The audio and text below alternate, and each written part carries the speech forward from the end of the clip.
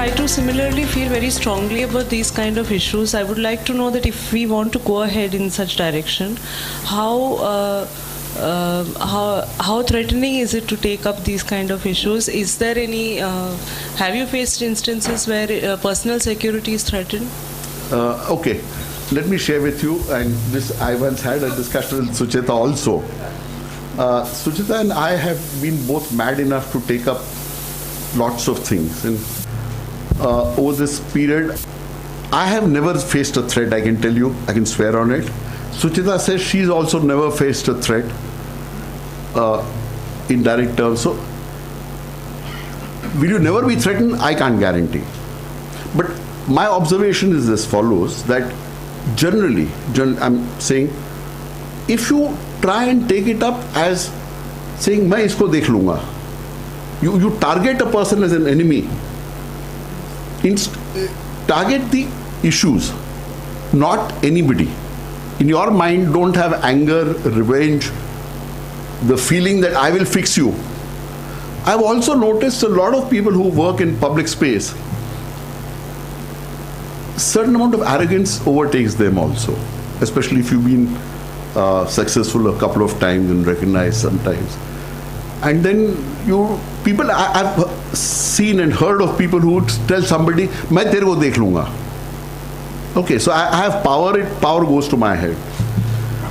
Now, if there is a criminal, and I go and tell a criminal, मैं तेरे को देख लूँगा, the criminal's capacity to look at me is much stronger. So you invite retribution in a way. My own submission, I'm not saying there'll be no risk, I can't guarantee that. My evaluation is the risk is no more than when I go out on a road, I can get knocked down. 10 people die every day on the tracks of Mumbai. So life has some risk, but I don't think the risk is very high. No, let me, okay, sorry. No, let me explain what I'm saying. I had never looked at Prakash Avare. I never threatened him. I never felt that Prakash Avare is my objective. See, so I think Prakash Avare, wherever he is, also realize that Shailesh Gandhi is not after him because he wants to teach Prakash Avare a lesson. That's what, there was a Crawford Market case where 1,000 crores giveaway was there. I did not know who the builder was. It was stopped, but in my mind, it was not against anybody. There was no individual I was targeting.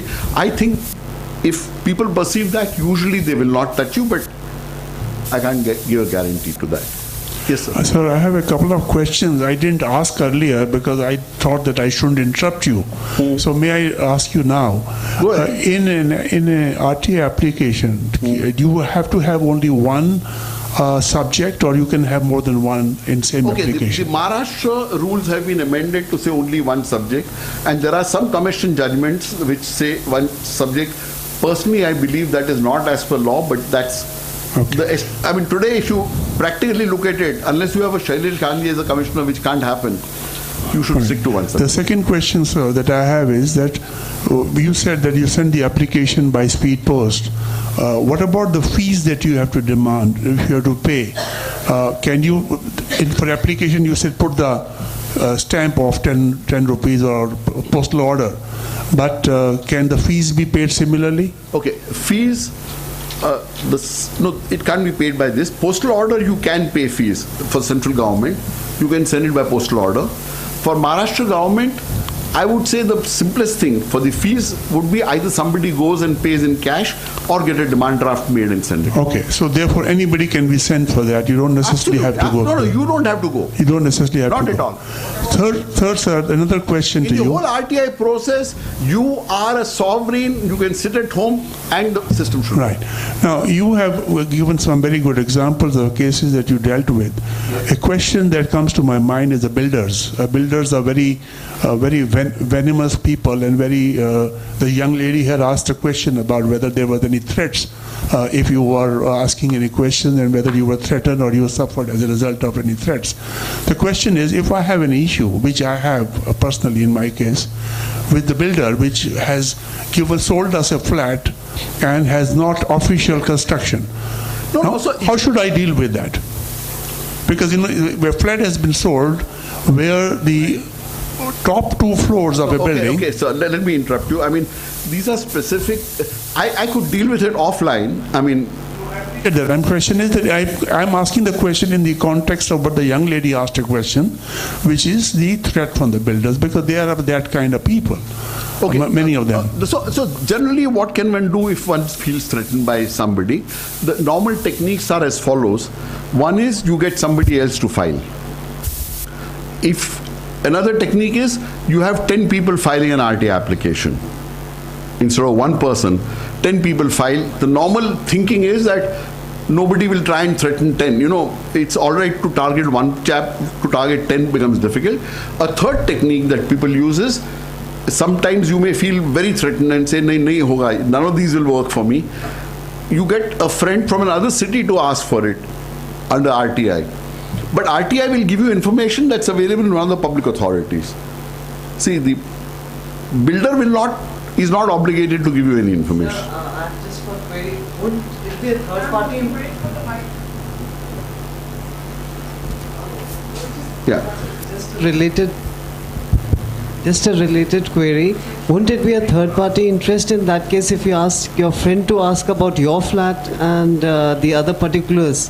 What is your interest in there? There's no reasoning to be given. And in the worst case It can be denied. And in the worst case scenario, if somebody says it's personal information, if you are the person, give a letter saying that I have no objection. Right. In the worst case, that will be the issue. Thank you. Yes, sir. First of all, let me thank you for coming across and solving a lot of issues. I mean, a lot of clarity has been brought across. The BMC, again, there's one of the important things is that these officers, normally they say that we cannot provide all the information to you over, over mail or over written. All that I need to know, please come across to our office and you can check and inspect the files. Refuse to go to their offices. How do you do that? Unless, now, this is what you've got to be careful. If you are asking for a massive amount of information, which is not in a collated form, otherwise say, give me a copy of the entire file. No, but once they give you the RTI application, once they give you a reply, how are you supposed to reply back to them? Go to first appeal. Go into first appeal and say, I have asked for specific information. There is no issue of inspection. As I said, you have to carefully understand that the information you seek is actually almost photocopies. Or you can say, give me a photocopy of the entire file. Okay. I'm willing to pay the charges. Okay. So you do not need to visit them physically in the office? Don't. Okay. But if you ask for a massive amount of information, which is not in a collated form, then you will have to go and do an inspection. Okay. Sometime back, I think Ratnakar Gaikwad, he had refused information stating that some of these buildings could fall into the security zone. We've got it reversed. Okay. You got it reversed already? Yeah. We did not know about the update here. Thank you so much. It's been reversed.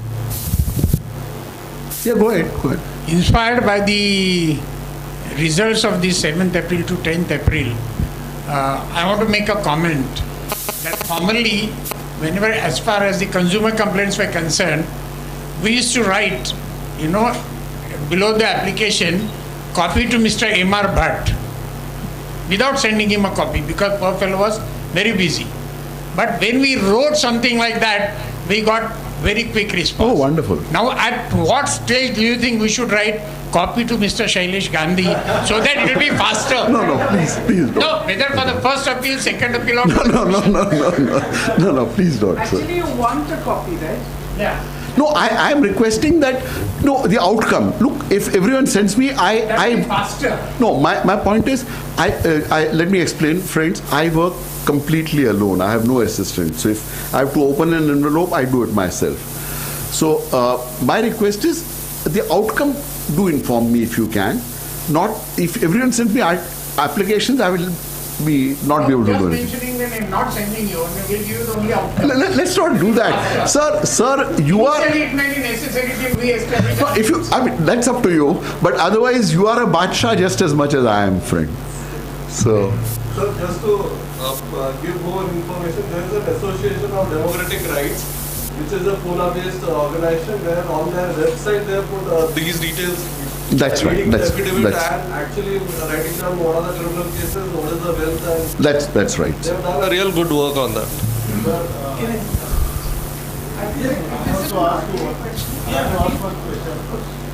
Regarding, clause 79. Yes. Disproportionate diversion of the resources. Can it give a scope for charging heavily to the... They cannot charge more. No, they can't. On this, there is a Central Information full bench decision in which I was involved. We had given a decision, you cannot charge anything more. So, ultimately, if they provide any information, they have to charge standard 2 rupees per copy. absolutely. Even after we are asking that particular format. No. I again repeat. If you are asking in a format that is not available, and it would need, let's say, 3 days work by a person, in my opinion, the law does not envisage such a situation at all. Government, and let's understand, government officers are not meant to just give you information. There are lots of things that a government officer is supposed to do. The expectation is that if collation would take more than a couple of hours, 1 hour or 2 hours, I mean, there's no definite definition, then collation should not be done by an officer. Then he should offer it to you in some other manner, saying either I'll give you all the pages photocopy or you come and inspect. We can ask him to give the format convenient to them also. That can be also. No, that is true. If they don't have it in any format, then what do they do? And second question, whether they appoint any authority as second authority or single authority? No, the law is silent on this. Each one. No, second appeal is commission. First appeal is within the department. Second appeal is the commission. Sir, are cooperative, how cooperative housing societies and NGOs covered the RTI? Unless they are either controlled by government or substantially financed by government, the answer is no. They'll be covered provided they meet one of these two conditions. Cooperative housing society also? That's right, sir. Thank you, everybody. Let's give Mr. Gandhi a big hand.